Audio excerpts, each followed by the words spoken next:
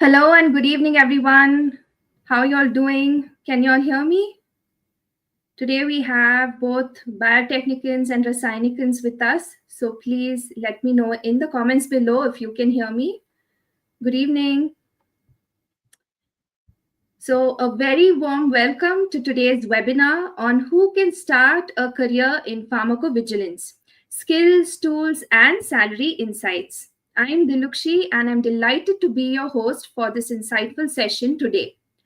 So before we jump into what pharmacovigilance is, it's no longer behind the scenes function. So let's see what it's all about, a brief overview. So it is now one of the most crucial pillars in drug development, ensuring patient safety and helping regulatory bodies make informed decisions. With the rise in drug innovation and the global expansion of clinical research, the demand for skilled pharmacovigilance professionals is growing faster than ever. So, if you follow Biotechnica or Rasayanika diligently, you would have observed that there's a huge uptick in the amount of pharmacovigilance vacancies that are being posted. Okay, so this just shows you how the trend is right now. So, every day we'll have something to do with pharmacovigilance if you've observed. So, whether you're a fresh graduate, a student, or a working professional seeking to pivot into this rewarding field, this webinar is specifically tailored for you. So, today, what will we look at in this webinar? So, what will we cover? So, what pharmacovigilance is, why it's essential in today's pharma ecosystem, whether you are eligible to get into this, core skills, tools required for a successful career in pharmacovigilance, the career opportunities and growth paths both in India and globally. So, right now it's a time to even think globally, okay? And yes, we'll also touch upon salary expectations, job roles, and key insights from the industry. So, for this, we are excited to introduce two incredible speakers who will be sharing their expertise with us today. Okay, so first off, we have Mr. Umesh Kumar. So, good evening, Mr. Umesh Kumar. Hello, everyone. Yes, thank you so much, sir, for joining us, for taking the time out of your schedule to do this for us. I'm sure all of our students and subscribers will appreciate this a lot. So, a little bit about Mr. Umesh Kumar. So, he is an Associate Director, Clinical Operations at IQVIA. I'm sure you've all heard this name. Almost every day we have some job post that is being posted on either website for IQVIA. So, Mr. Kumar has been a part of IQVIA for over 8 years, where he has led outsourcing strategies and advanced risk-based monitoring initiatives with over 20 years of global experience spanning the US, UK, EU, Canada, and Asia.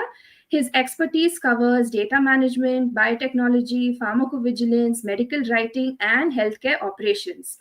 He has made significant contributions to clinical trials in oncology, infectious diseases, vaccines, and more, and was recently honored with the Excellence in Healthcare Award at the Health 2.0 conference in Las Vegas, USA 2025. We are truly honored to have him share his deep industry knowledge with us. Okay, so next up we have Ms. Geethanjali, an academic support specialist of Biotechnica. Good evening, ma'am. Thank you so much for joining us. Good evening, Diluxi. Thank you for hosting me. So, a little bit about Ms. Geethanjali.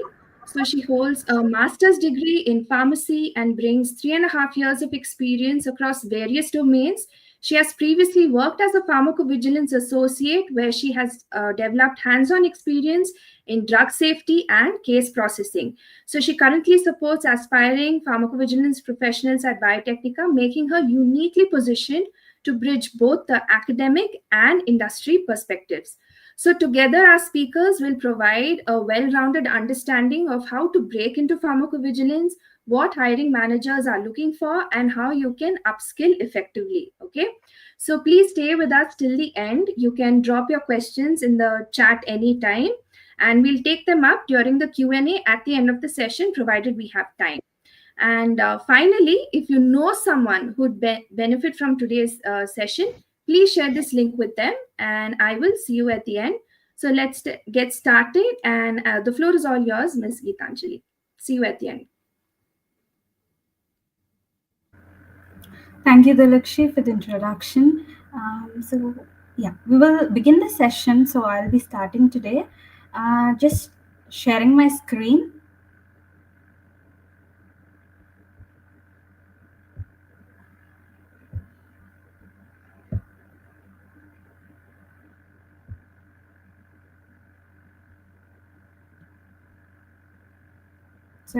Hello everyone, and welcome to today's webinar on who can start a career in pharmacovigilance. Today we will be discussing on various topics and mainly on the career perspective. So, how to build up a career in pharmacovigilance and who all are eligible. So that's the most asked question. What's the eligibility for pharmacovigilance? So we will discuss on that and about all about pharmacovigilance. A brief overview on this. So by the end of this webinar, so you will be having a clarity on how to develop a career in pharmacovigilance. So this webinar is definitely going to give you inputs, valuable inputs. So I'll begin the session for today.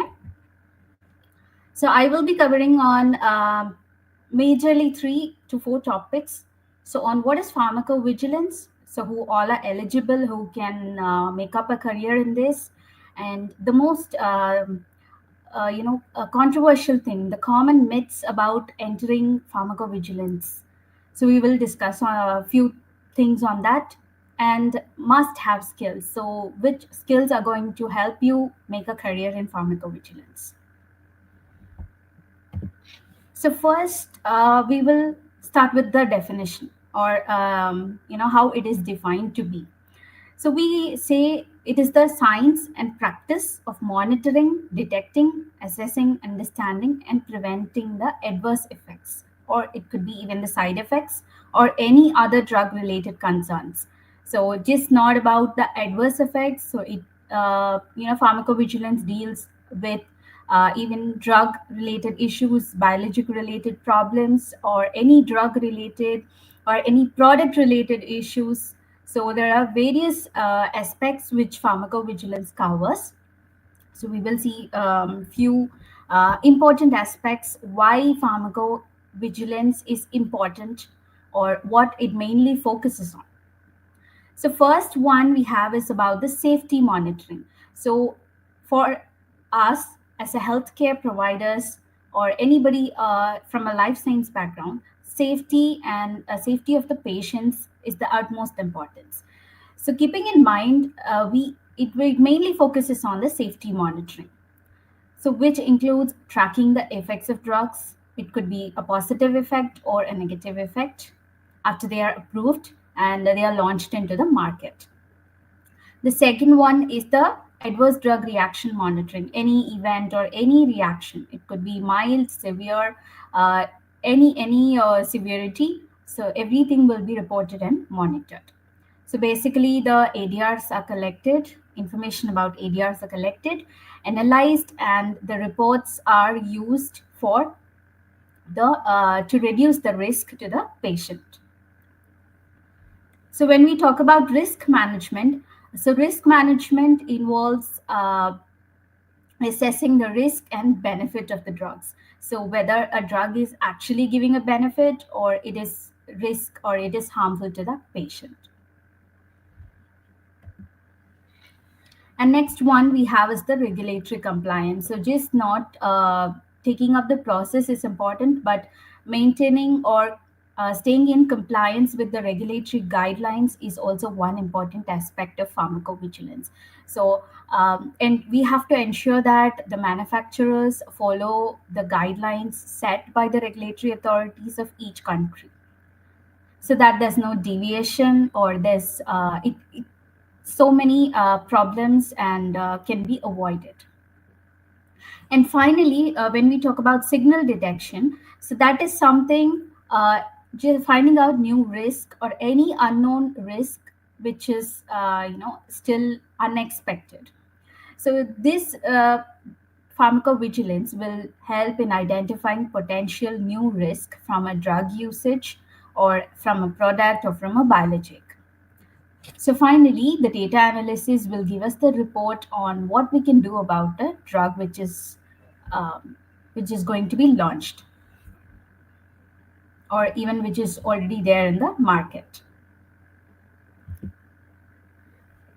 So now we will see who are eligible. So this is the most asked question. Who can take up a career in pharmacovigilance? So we have actually various wide variety of scope, because there are so many degrees and so many category of uh, field which is eligible to enter into pharmacovigilance.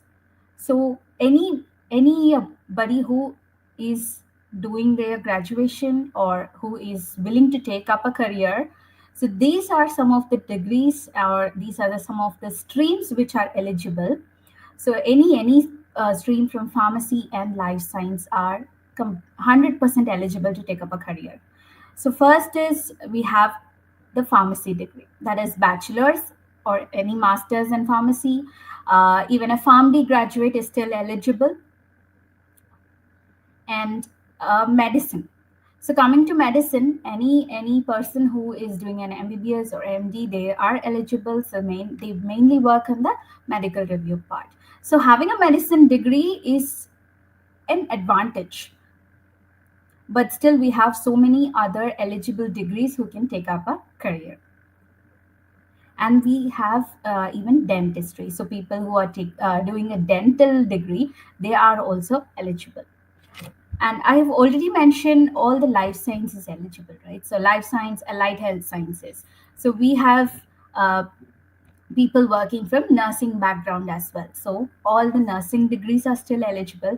And this biotechnology, microbiology, biochemistry, and biomedical sciences. So people think they are completely a different field, and they are not suitable to take up a career. But that's not true.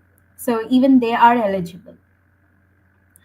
And allied health sciences. So coming to this, so we have the eligibility for people who are studying Ayurveda, Siddha, homeopathic medicine. So just like any other life science degree, so even they are eligible. And people from physiotherapy is also good to go for this. And having a degree in public health is also a plus. So even they are eligible for this. So apart from all this, these are the general degrees or the common degrees what we come across, right? So apart from these, so we have few other fields and degrees who are still eligible, but they're not much known. So I have listed a few of them. So these degrees are not commonly known, or people think, that's totally a different field which is not related. But that's not true. So we have few more degrees or few more streams of study which are eligible. So let's say people from pharmaceutical chemistry, and anybody from pharmacology background, and people even from veterinary medicine are eligible for pharmacovigilance. And having a clinical research background can also work in pharmacovigilance. So I hope I have given you a detailed picture on who is eligible.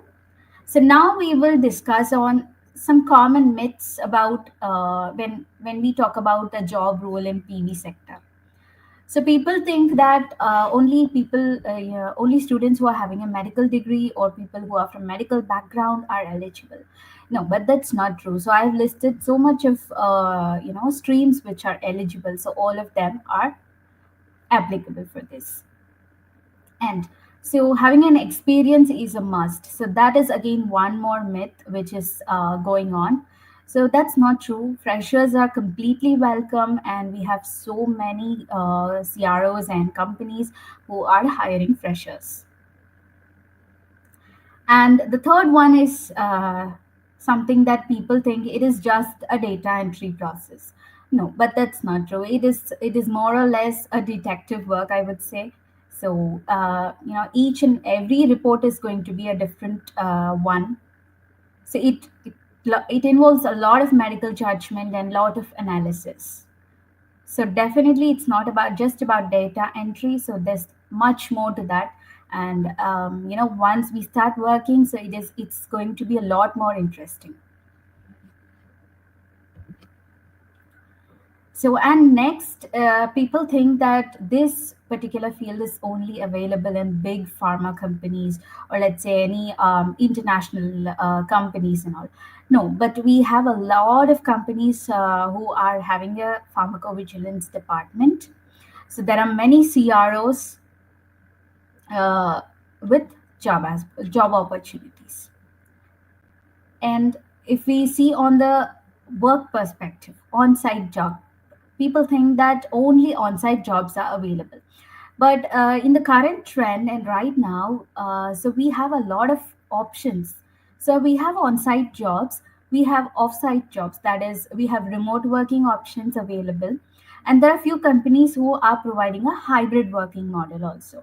So there are a lot of flexibilities which have come up in the recent days.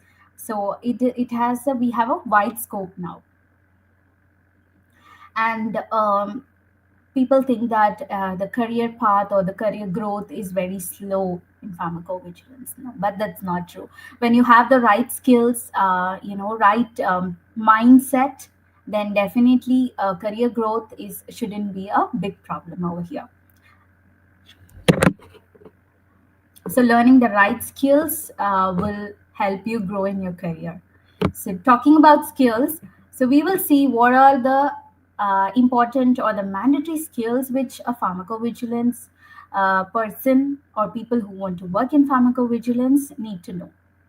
So first thing will be the technical part, or let's say the domain knowledge, understanding about adverse reactions, medical terminologies. So having a idea about medical terminologies is definitely going to help you in your career or cracking an interview. And when we talk about skills, medra coding is one of the important one, which every person who is working in a pharmacovigilance background needs to know. And just the basics of how clinical trial process works, what drug development, what the background of drug development and all, and strong medical or scientific knowledge. So like I have told you, it talks about the medical terminologies or anatomy, physiology, the basics, and eager to learn about the databases or the softwares which we are going to work on. So just having a brief idea will definitely help you when you're going for an interview, and definitely you can crack an interview with the basic knowledge.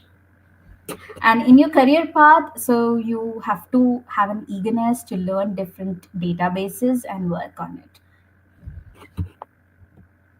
it. So second thing is about the communication and documentation. So when talking about a career in pharmacovigilance, so there are a lot of places where a proper communication and documentation is required. So a brief knowledge or understanding how things have to be communicated and documented is definitely going to help us. So there's a part called medical writing where information have to be documented. So a precise understanding is much more helpful over here. That is clarity of what is presented on the report. And listening and documenting is a basic skill, so that is again a plus. When we talk about ICH, GCP, WHO guidelines, and Ultra Vigilance, US FDA guidelines, so these are like the rule books and the guidelines which have to be followed. So having a basic knowledge about these guidelines is definitely going to help you. It could be anywhere, even in your interview part or in your career pathway. That was it from my end. So I hope that was quite informative. So we have from our next speaker. So I believe we will get more valuable inputs. Thank you. Thank you so much, Geethanjali. So I think most of your questions, whoever was posting in the chat or so, would have been answered. So thank you so much. Now over to Mr. Naresh. Thank you, Diluxi and Geethanjali, for giving the basic information about the pharmacovigilance, what it is, and how who can enroll into it.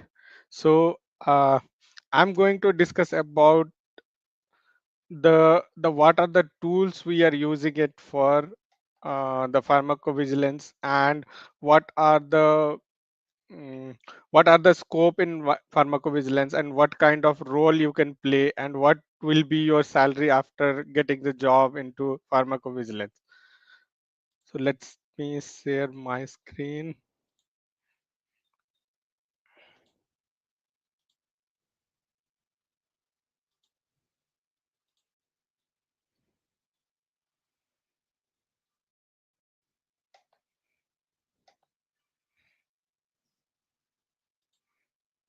Hope the slides are visible to everyone. And so today I'm just going to take the what is the already the introduction has been given by Geethanjali. So I'm not going to detail about the introduction. So I will be just showing you what kind of PV tools we are using and what kind of database we needed for pharmacovigilance. And in that we are just going to see what is the MEDRA coding and how it is important for pharmacovigilance. And then I will just show you some demo of the pharmacovigilance tools which is going to be used uh, for pharmacovigilance team, and what kind of salary range you will be getting in the different role in India as well as in abroad. So here in the salary range, I'm just going to tell about that what kind will be the salary range in the entry level and what will be the in the senior roles, and what kind of roles you will be getting in which kind of CROs, pharma companies, and KPOs. And I will be just providing you how you can do the continuous learning and networking to get the job in pharmacovigilance department. So so these are the some few tools which commonly used in pharmacovigilance. So the first one is Oracle Aegis Safety, that is widely used. The second one is Argis G, and then VisiFlow, then VisiLi, and Edura Vigilance, and FERS. So it's a FDA Adverse Event Reporting System. So one by one, I will just tell you that. So the Argus Safety, it is widely used, and in this you can just manage and you can track the adverse event reports. So as the ma'am has shown you that what is the role of pharmacovigilance. So suppose if a drug is given to any patient or subject, so that is how that drug is improving or how that drug is effective to that. So if that drug is working fine, but what are the adverse event on that? So that is the main purpose of pharmacovigilance. That so that we can just uh, report the what is the adverse event reporting and what is the adverse drug effects. So those things we report with this kind of tool. The second tool is Argus, and this looks like this. So this is another widely used platform in pharmacovigilance, which is offering a lot of features it has, and it has, you can just process with the signal detection and regulatory reporting on this. And there are the second one is VisiFlow and VisiLi. So VisiFlow is one of the tool which is developed by WHO, and that is getting managed by them. So in this also you can put adverse event report, and particularly this is used for immunization. So there will be a uh, vaccines. So when this is mainly used for the vaccine studies. And there is VisiLi. So this is one of the one more tool that is also used by pharmacovigilance. So this is also approved by WHO.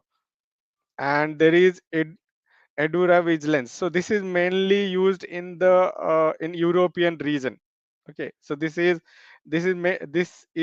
uh, this is a database for collecting and analyzing suspected adverse event reactions to the medicine. So this is mainly approved and utilized in the European region. So there are different regions like America, Europe, and India, Asia. So they have different kinds of tool, and that is approved for the different purposes. So this FERAS, it's FDA approved system. So that is mainly used for US database. And here also everything we can just adverse event reports we can submit to FDA with this system. So now we have seen there are a lot of tools available for pharmacovigilance. So if you are becoming an expert in one of the tools, so you will be in a higher demand. That as an expert you will be working like pharmacovigilance safety. So if you, it's not related to something medical. So if you have a knowledge of this kind of tool, and if you are learning about these things how it can be utilized, and there are some medical terminology, so if you are understanding those terminology, your work is done, and you can be a expert in this kind of tool. So this is one widely used software. This is developed by Oracle. You must be aware of Oracle. So it's a very used company, and it's they have developed this tool for the pharmacovigilance only. And this is widely used in all the CROs. Whatever is the world's famous CROs, they are definitely using this safety tool.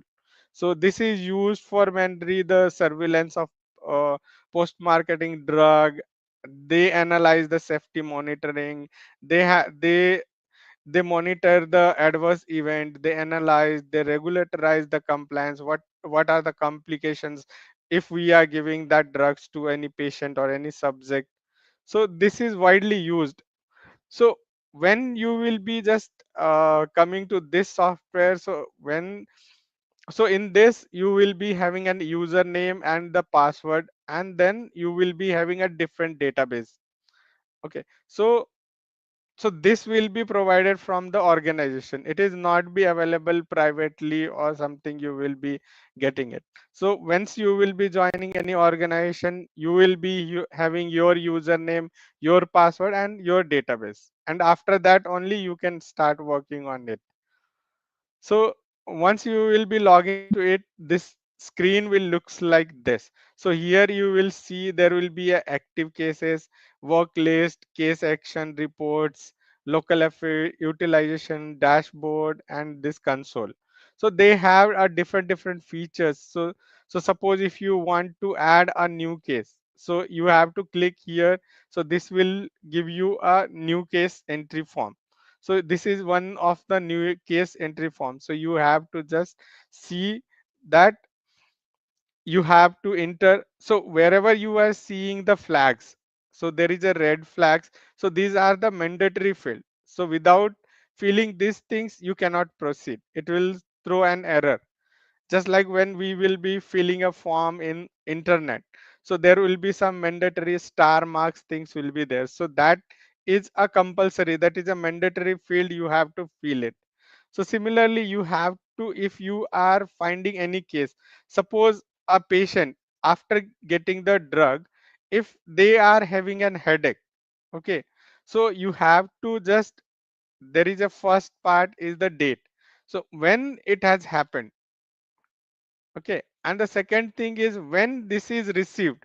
So the headache is happened on Monday, but the that has been reported on Tuesday, so that date will be coming on the recipient date. Then in which country you have, and which kind of report you want to type it. Then there will be a product ID. So, for the different clinical trials there will be a different ID, and there will be a different study ID, different center ID, so everything will be there. So few of the organization, they will be, once you will be filling the project ID, all other parts will be automatically tracked and it will be get filled. But sometimes you have to fill it manually. So this kind of form you will get it to just fill your drug adverse event reactions. So whatever you are noticing in your pharmacovigilance career or something like that, so you have to come and you have to just fill these forms. So there are, so once you will fill it, so then you will be having a browser where you will be saving a lot of things will be there. So this is, once you will start learning this tool, you will be, it will be very easier. So it is not very complicated, so because now, so beginning of your career, so you have to learn, you have to see the things, how the things are working and how you can utilize these things. So once you will be submitting, it will get processed and then it will be saved in a form like this. So if you want to double check it, you have to double click on this, it will just open that form and you can just see all the details. So whatever things you have filled it, it will be just, you can just edit. There is an option for editing and you can just update this form. So now these things are just a reported thing. So now there will be a lot of pharmacovigilance officers or lot of principal investigators and everyone will be there. So their way of styling, their way of filling forms and everything will be different to make it constant. So it should not differ from each other. So that's why we have a medra term. So it's a medra dictionary term. So in this you will be having a definite term for each adverse event. Suppose if there is an headache, you cannot just like, you cannot write a pain in head, or something like stomach. So stomach, some people they will write that pain in stomach, pain in left side of stomach. So it's not like that. So you have to use a terminology which is defined in the dictionary. So that's why the medra has come. So medra was developed for with a ICH. It's a international counseling harmonization. So in this they have given lot of terms. So once you will start working, once you will be exploring the things, you will be getting the uh, getting this terminology how it should be. So and this will be widely used in most of the things, most of the countries, they are following medra dictionary. So there are for pharmacovigilance, it's a medra dictionary where they are using all the terms from. So there is a Japan, there is United Kingdom, there is Saudi Arabia. So all the countries who are doing their trial, they are using this dictionary. So now where this meta dictionary used, so you must be aware that if you are seeing that what is the clinical trials, so you must be seeing there is a preclinical testing, then phase 1, phase 2, phase 3, and then phase 4. So everywhere medra terms are used. So these medra terms, they will be used, RA team will be there, regulatory authorities, industry database, the individual case safety reports, clinical study reports, investigator by browsers, core company safety information.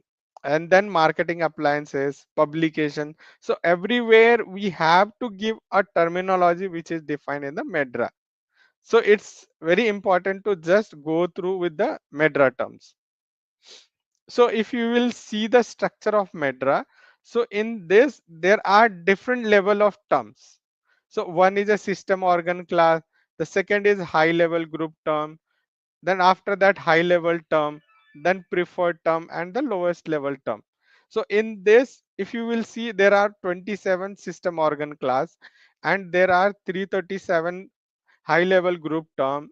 And then similarly, the because there are different terms which is divided into different parts. So if you will see, there is a lowest level term, so that is a highest number. So we will see one by one what it is. So suppose, so this in this terminology, so now we are working on respiratory disease.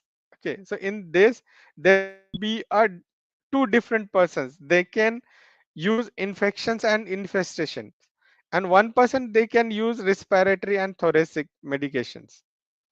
So they might be using a different soc, but our preferred term is influenza. Okay, so this comes under the picture of medra, so that what terminology we are going to use it. So now, how to use medra? So once you will go to the medra website, the website will look like this, and then you have to find where to use it. And now after using this, you will be seeing there are a lot of options where you want to use it. So all the companies, they will be having a different way of licensing to this tool.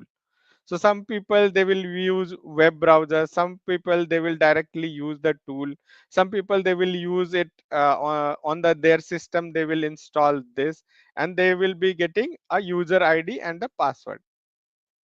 So similarly, once you will be joining any organization, your medra id will be provided with the password, and then you will be using this medra dictionary. Okay, so now suppose if you are having one term, so how to use it? So now there is one, I have highlighted gestational disorder. Okay, so this gestational disorder, there will be a lot of terms, a lot of things. So you will have to click and you have to select it as per appropriate values. So once you will become experienced, you will be just click and drag. So it will be very easier for you if you know the concept, you know the medical terminology, how to use it. So it will be very easy. So suppose if I don't want, I'm not knowing any terminology, what can be the terminology? So in the there is a search option is also there. So there you have to just type it. So it will give you a lot of options. That on that you can just select one of them and you can use it. So there are different, you can perform a search, there will be a different categories, and after that you will see the different results, and you can select these things. Similarly, now in this medra dictionary, till now we have 28 versions. So more than, so you will see every year we are increasing our database and we are increasing our terms. So in the many of the studies, many of the principal investigator, they are creating new terms, new terminology with the new diseases. So that is getting added into a medra dictionary, so that upgradation will be in the new medra version dictionary. So suppose once we are generated this, so you will be seeing this, that there are what have been you have done with this medra dictionary. So once you will be putting your terminology, adverse event terms, and also you will be seeing that this kind of results. So how many promotions you did, how many demotions you have done, how many new pts you have added, whether it got selected or not, something like that you will see. In this there are different tabs where you will see summary, new low level terms, new pts, promotions, demotions, and different terms. So these all things you can do with this term. So now that was the brief introduction of the Medra dictionary. So how to use this Medra dictionary in our Oracle tool. Now in the previous screenshot I have shown you that what are the fields you have to fill it and what kind of things you have to do.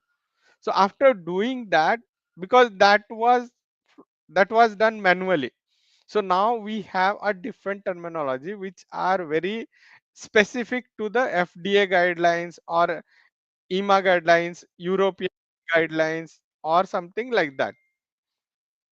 Okay, so now from there we have to put the term here, and then we have to select what is the system organ class, what is the group level term, what is the high level term, what is the preferred term, what is the low level terms.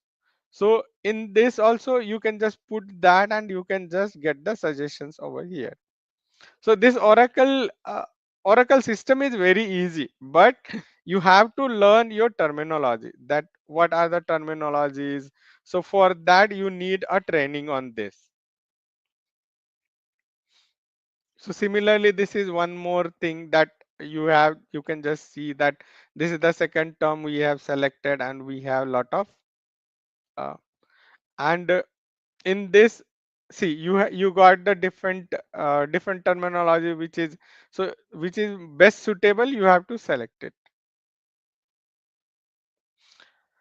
Now suppose, now I know Medra, but there are lot of terminologies which is available in my system, but I'm not aware that which has to be used. So now you have to use one more portal that is called as bio portal. So in this, if you will go and if you will type those terms, you will get all the definition of those terms. So with this, you can decide that whether which one is the best suitable term on that. Similarly, you can just see I have chosen one example as a diarrhea. So this diarrhea, you can just see that this is secretory diarrhea, and then so classified this as a diarrhea. And so there are the, so from where this is coming from these members. So like that it is. So these were the tools which we use it for your. So this is just a brief thing what I wanted to explain to all of you, that you will be getting a glance that what the pharmacovigilance team does and what kind of tool they use it. Now the second thing, now once I have learned the things, now I'm an expert of pharmacovigilance, I did a course on this. So what kind of entry level you will be getting into this? So the entry level role in pharmacovigilance, you will be getting a pharmacovigilance associate or drug safety specialist.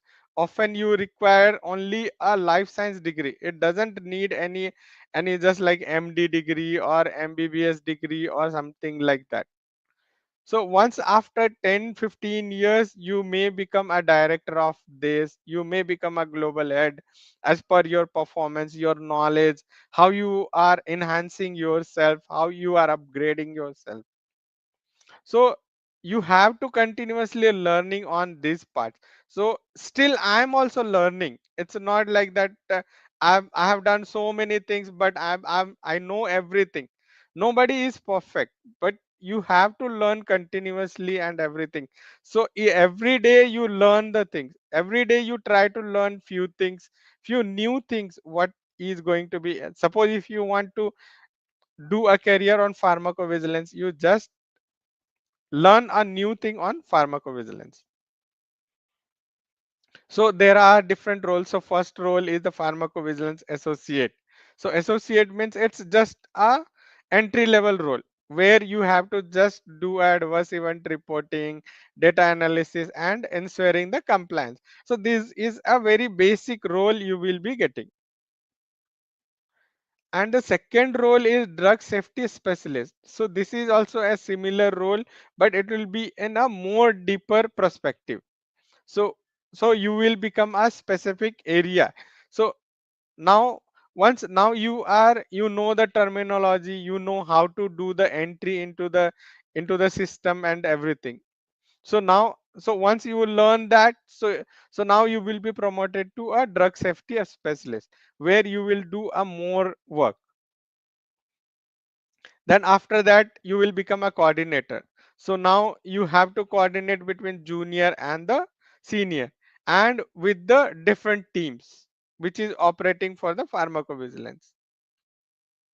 And then after that you will become a medical information associate. So now you will, your role will be more crucial here, so that now you have to coordinate with healthcare professional, you have to monitor the things, you have to see the case report, how the drug is going into and how the patient is reacting, whether the patient is, whatever things the principal investigator is telling, the everything is true or not, whether something is happening and the patient is not telling to you, something like that. So you have to become a medical information associate, and you have to talk to a subject directly to gather the information.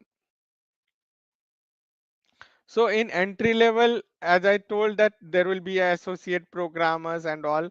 So, and after entry level there will be a mid level. So mid level you will become a pharmacovigilance officer, safety manager, drug safety consultant, and you should have the more knowledge as compared to entry level. So then only you will be moving to mid level. Then there are senior levels. So in senior levels you will become a team leader, you will become a director, you will become a global head of pharmacovigilance, you will lead the team, you will become a manage the team. You can make also a strategic decision, and whether the drug is, you need some improvisation on the drug safety, so you can also give the suggestion on the, on that, once you will become a senior person. Then there is a specialization. So this is a different role.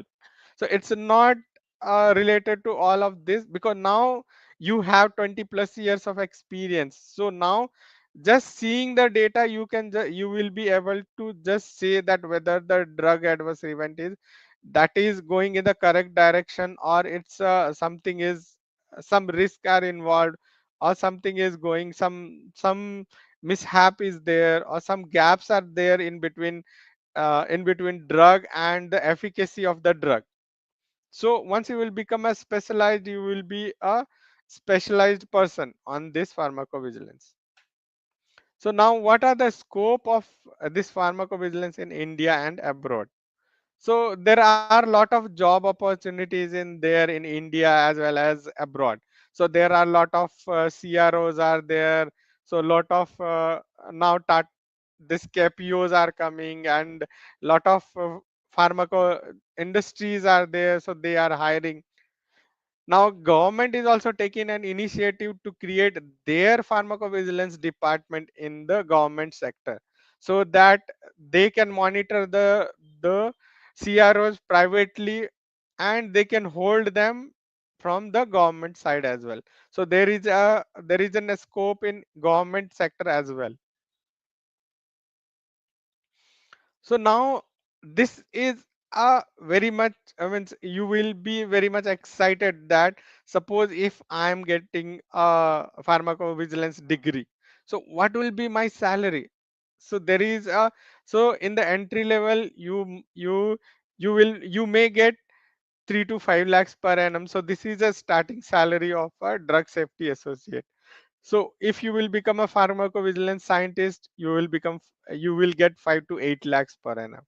Once you will become a lead or manager, you will get 10 to 15 lakhs per annum. So once you will become a pharmacovigilance specialist, you will be getting 8 to 12 lakh per annum. So once you will become a senior head or some consultant or some director, your salary will be 20 plus lakhs per annum. So who are the recruiter for pharmacovigilance? As I told that there are a lot of companies, lot of CROs, they are recruiting. So top recruiters are TCS is recruiting, IQVIA is recruiting, Cognizant is recruiting, Wipro is recruiting, and Accenture is recruiting. So there are other pharmaceutical companies like Dr. Reddy's, GSK, Novartis, Pfizer, Renvexi, Ross. Because now in India also there are a lot of trials are going on. Lot of you must be aware that after COVID now all the pharmaceutical companies and other government is also taking an initiative to to make lot of drug, lot of vaccines and other things. So if you have a pharmacovigilance degree, so there is will be a lot of opportunities are there, so where you can get the job. So how to get an pharmacovigilance career? Okay, so for that you have to build your resume. So suppose if you are building a resume, and in that, if you will be adding a certificate that you have already done an internship in pharmacovigilance, you know the tools, you know the what kind of work is done in pharmacovigilance, so your resume will be get selected first rather than who is not having any experience or any certification or anything. So once you will build your resume, just try to do some internship, you learn the things, you do some courses, you just there are a lot of online courses, lot of offline courses, lot of places where you can just go and you can just learn pharmacovigilance things. You just and after that, after doing, after getting all these courses, so how to apply on that? So you can just connect with professionals, you can apply for the job, you can just if you will doing an internship, so there also you can make a lot of links to a people who are in the higher management. So if you are showing a good skills, good learning opportunities, good if you are having excellent skills, definitely the wherever you are doing internship, they will itself they will absorb you, they will give you a job on the next day once you will complete the internship. So now, so how you can make your networking strong, how you will be, how you can become a pharmacovigilance officer more prominently. So in this, you update yourself with master degree of a life science background. So if you are having a master degree, it will be uh, it will be a plus point for you. But if you don't have it, so you have to just go with some specialized training, and you enroll for pharmacovigilance certificate course, you learn the tools, you just do some online things and all. And once you will be enrolling to any training or anything, just see to it whether you are getting internship or something like that, whether you are getting on hand experience or not, when you are having a practical experience, whether you are getting hands on examples what the people do. So uh, you should just check on that. And the most important thing is stay updated. So just try to learn lot of things. It's not just like that once you did a certification, you did a course, don't stop it there. You just read lot of article, just read the newspaper where the pharmacovigilance things are publishing, just get updated which CROs are coming up, who is the best CRO in the world, who is the number one CRO, what kind of drug they are developing. So everything is available in the websites. So there are clinical trial websites are there, so where the government is publishing all the trials and everything in the government website. So you have to be updated on that. So build your expertise. So you should be good in communication skills, you should be good in writings, you should be good in your personal development, you should be uh, while talking you should talk politely, you should give some examples when you are going to an interview, whatever you have learned you should express those things. So those things will help you in the just getting the job. So now there are different groups in the LinkedIn. So LinkedIn is a professional group where all the professionals, you will see that they are publishing papers, lot of things are there. So in this, you can just, if you will search, that there are different groups like pharmacovigilance drug safety network is there, pharmacovigilance professionals are there, so drug safety pharmacovigilance is there, pharmacovigilance India is there. So all this, if you will just search, so you join these groups, so you will be getting updates from these groups that what's going on, what's new things are coming up in the clinical research field. So now, so what is the conclusion or what is the learning from here? So pharmacovigilance is one of the fast growing sector in pharmaceutical industries, with companies and regulatory bodies increasingly focusing on drug safety and the patient well. So pharmacovigilance has a lot of career if you are learning and if you are becoming a expert. So if you are interested, so you should enroll to a industry recognized certification programs like Biotechnica, and lot of others are there which is online, it's available. So they I know one of the organization which is Biotechnica. It's a very good organization where I can see they are providing lot of necessary trainings, and they are enhancing your skills. They are giving knowledge to you, and they are very competitive in the industry.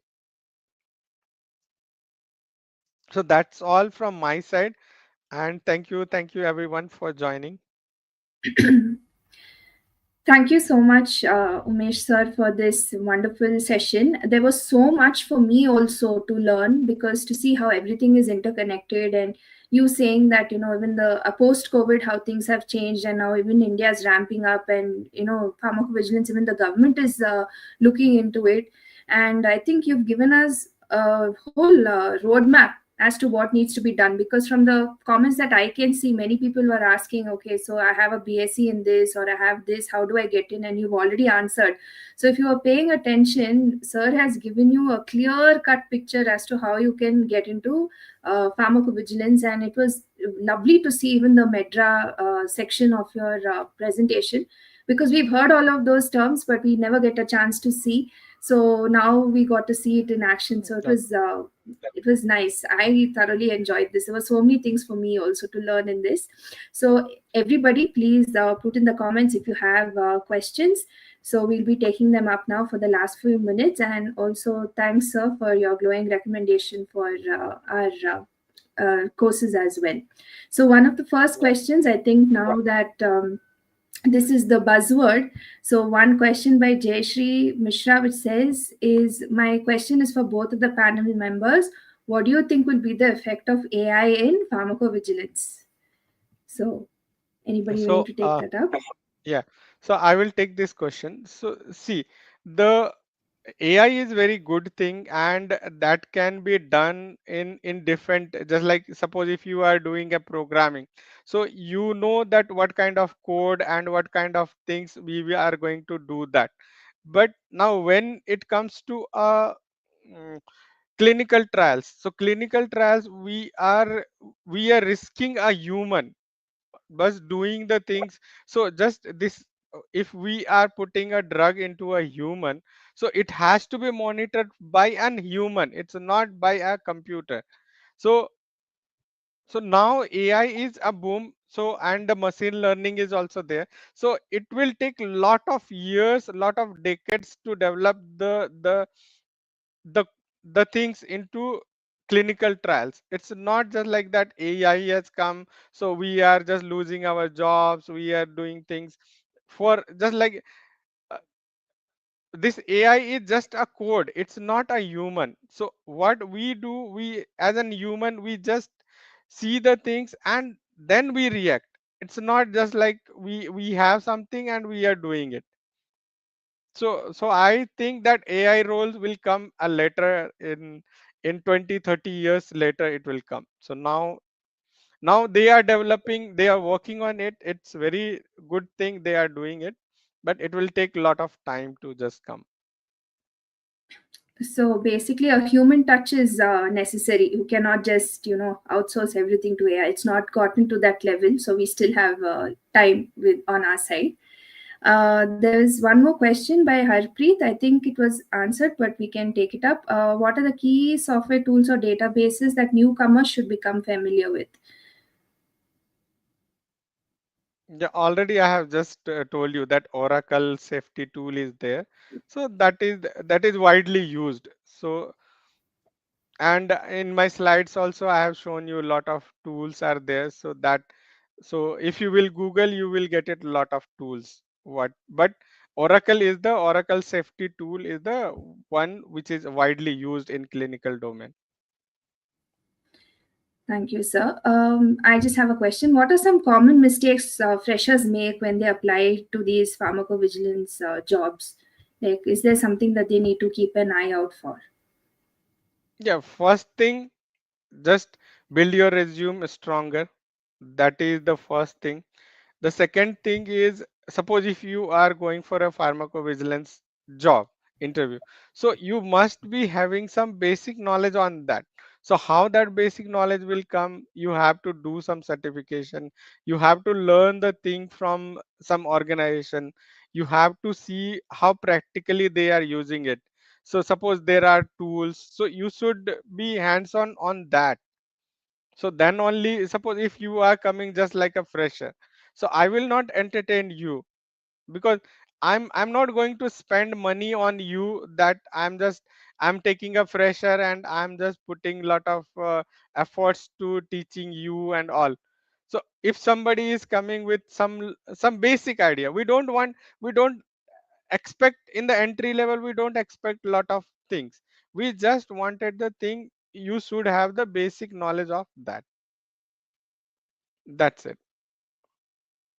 Yes, sir. So basically, don't be a blank page. Have some knowledge, like some basic, like dip your toes into the field of pharmacovigilance. Have some certifications, like sir said, something at least, a basic framework of what pharmacovigilance is before you apply for any of these jobs. It's gone is the times when you can just, walk in with just your college degree and be, expect a job to fall on your lap over there.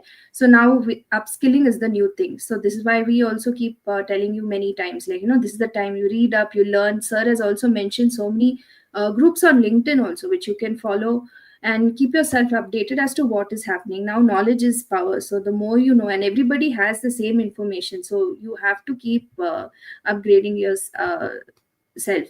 So this is one of the most important points. I think we are out of time right now, so we will wrap up the session here. Thank you so much, Mr. Kumar and Geethanjali, for joining us. So we will see you next time in another session.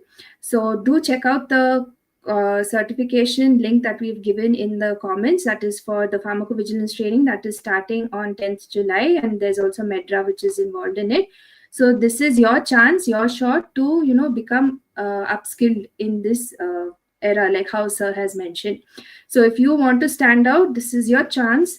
Do click the link, do check out the details, and we will see you at on 10th of July. Geethanjali and everyone will be taking the course that time. So thank you so much. We will see you in our next session. Have a nice evening. Take care, guys. Bye.